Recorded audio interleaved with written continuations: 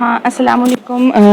رمضان مبارک سبھی طالبات کو۔ رمضان کی وجہ سے کچھ مطلب اسباق پوسٹ کرنے والی ایکٹیویٹی تھوڑی سی متاثر ہوئی ہے، روٹین متاثر تھی، اس لیے اب چونکہ پھر دوبارہ ہم سلسلہ شروع کرتے ہیں۔ پہلا والا سبق ہم ختم کر چکے ہیں اور ختم کرنے کے بعد اب دوسرے نظم کی طرف ہم آئیں گے۔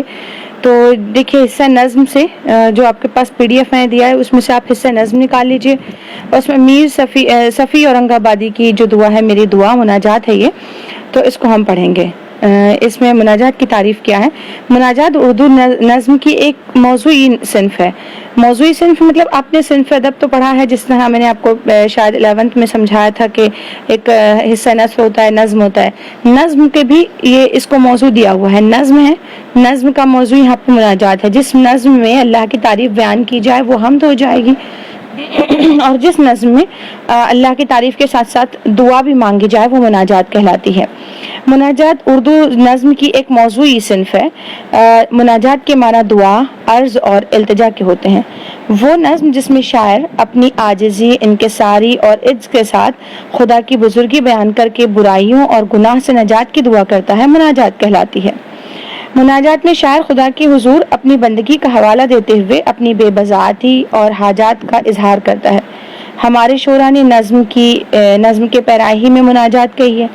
عام طور پر حمد اور مناجات میں معنی و مفہوم کے لحاظ سے امتیاز نہیں کیا جاتا، لیکن حمد اور مناجات میں فرق ہوتا ہے۔ حمد میں شاعر خالصتاً خدا کی تعریف کرتا ہے، جبکہ مناجات میں خدا کی تعریف کے ساتھ ساتھ اس کے حضور اپنی ضروریات بھی پیش کرتا ہے۔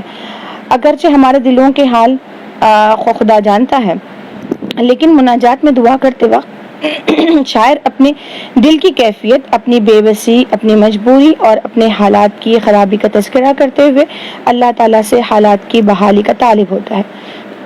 یہ دیکھیے، ہم جو صنف ادب پڑھنے جا رہے ہیں اس کی تعریف تھی جو آپ کے سامنے بیان کی ہے۔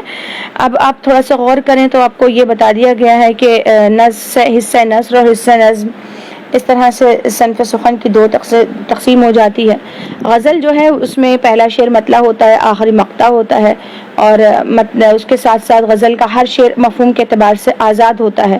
پھر وہیں پر نظم کو دیکھیں تو نظم جو ہے وہ بالکل ایک مضمون پہ بندھی ہوئی ہوتی ہے، اور اس کے تمام اشعار میں ایک ربط ہوتا ہے، آپس میں ایک دوسرے میں ربط ہوتا ہے، اور کسی ایک موضوع پر نظم کی جاتی ہے۔ اسی نظم ہی کے صنف میں طرز پر اگر کوئی اللہ کی تعریف بیان کرے تو وہ حمد ہو جائے گی۔ نظم ہی کے صنف میں اگر کوئی اللہ کے نبی صلی اللہ علیہ وسلم کے شان میں کہے تو وہ نعت ہو جائے گی، اور اسی صنف میں اگر کوئی کہانی کہی جائے تو وہ مثنوی بن جائے گی، اور بالکل اسی طرز میں اگر کوئی دعا کی جائے، اللہ سے اپنے تعریف و توصیف کے بعد اپنے مطالبات رکھے جائیں تو مناجات ہو جائے گی۔ تو یہ چونکہ مناجات کی تعریف ہو گئی، اب اس کے بعد دیکھتے ہیں کہ ہم جو مناجات پڑھنے والے ہیں یہ پڑھ رہے ہیں صفی اورنگ آبادی کی۔ ان کا تعارف کچھ مختصر سے یوں ہے کہ صفی کا اصل نام بہاؤالدین صدیقی تھا۔ ان کی پیدائش اورنگ آباد میں 12 فروری 1893 کو ہوئی۔ ان کے والد حکیم محمد منیر صفی کو طبیب بنانا چاہتے تھے، لیکن صفی نے درمیان ہی میں تعلیم چھوڑ کر ملازمت شروع کر دی۔ انہوں نے کئی ملازمتیں اختیار کی، لیکن ان کا زیادہ رجحان شاعری کی طرف تھا۔ اس فن میں ان کے بہت سے شاگرد بھی تھے۔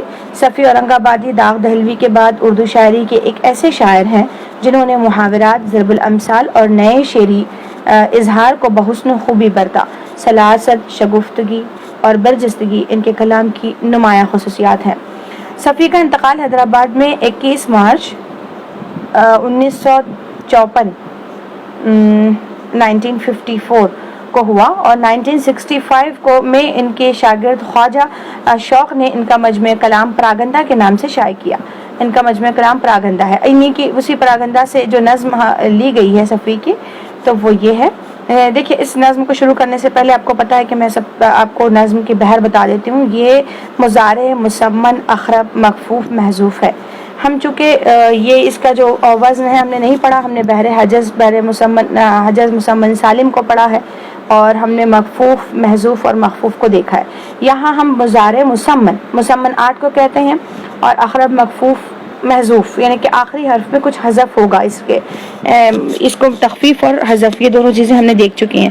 یہ مفعول، فاعلات، مفاعل، فاعل، اسی پر آپ کی تختی رہے گی اس نظم کو جو میں بھی پڑھنے جا رہی ہوں. آپ اپنے لحاظ سے تختی کر لیجئے اور اس کو سمجھ لیجئے.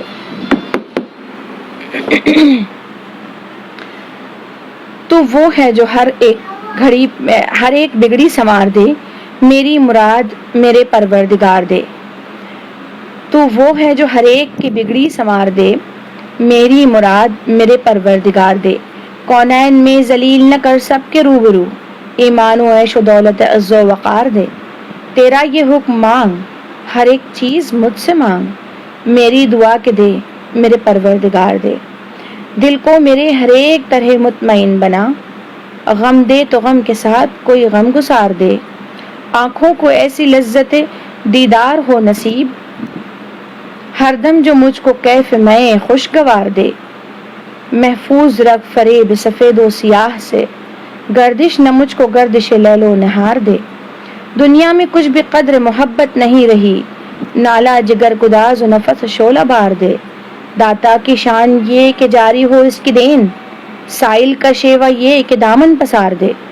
مطلب سمجھ میں آئے بقائے دوام کا، ایسا سبق یہ زندگی ہے مستعار دے. میں بار بار مانگوں جو درکار ہو مجھے، اور اپنے فضل سے دے تو مجھے بار بار دے. حسن طلب میں مجتہد عصر ہے صفی، وہ تجھ سے ایک مانگے تو اس کو ہزار دے. یہ ایک بلند خوانی ہے جو آپ کے سامنے کی گئی ہے. اب اس کے بعد جو ہے طویل نہ ہو جائے اس لیے یہ 6 منٹ کا ویڈیو ہو چکا ہے. اس کی تفہیم شیئر کے لیے انشاءاللہ دوسرے ویڈیو کو ساتھ ہی اپلوڈ کریں گے. آپ اس کو پڑھنے کی کوشش کیجئے. میں دوبارہ اس کو ریپیٹ کر رہی ہوں، آپ غور سے سنیں، پھر اس کے بعد میں اس کو ختم کر دیتی ہوں دوسرے ویڈیو میں تفہیم شیئر، اور اس کے بعد پھر آپ کے لیے جو ہے دوسرا کلام اسی بحر کا میں آپ کے سامنے پیش کرنے کی کوشش کرتی ہوں. دوبارہ میں ریڈنگ کر رہی ہوں، پھر دوبارہ غور سے سنیے. تو وہ ہے جو ہر ایک کی بگڑی سنوار دے، میری مراد بھی میرے پروردگار دے. کونین میں ذلیل نہ کر سب کے روبرو، ایمان و عیش و دولت عز و وقار دے. تیرا یہ حکم کہ مانگ، تیرا یہ حکم مانگ، ہر ایک چیز مجھ سے مانگ، میری دعا کے دے میرے پروردگار دے. دل کو میرے ہر ایک طرح مطمئن بنا، غم دے تو غم کے ساتھ کوئی غم گسار دے. آنکھوں کو ایسی لذت دیدار ہو نصیب، ہر دم جو مجھ کو کیف میں خوشگوار دے. محفوظ رکھ فریب سفید و سیاہ سے، گردش نہ مجھ کو گردش لیل و نہار دے. دنیا میں کچھ بھی قدر محبت نہیں رہی، نالا جگر گداز و نفس شعلہ بار دے. داتا کی شان یہ کہ جاری ہو اس کے دین، سائل کا شیوا یہ کہ دامن پسار دے. مطلب سمجھ میں آئے بقائے دوام کا، ایسا سبق یہ زندگی ہے مستعار دے. میں بار بار مانگوں جو درکار ہو مجھے، اور اپنے فضل سے تو مجھے بار بار دے. حسن طلب میں مجتہد عصر ہے صفی، وہ تجھ سے ایک مانگے تو اس کو ہزار دے. ٹھیک ہے، اللہ حافظ.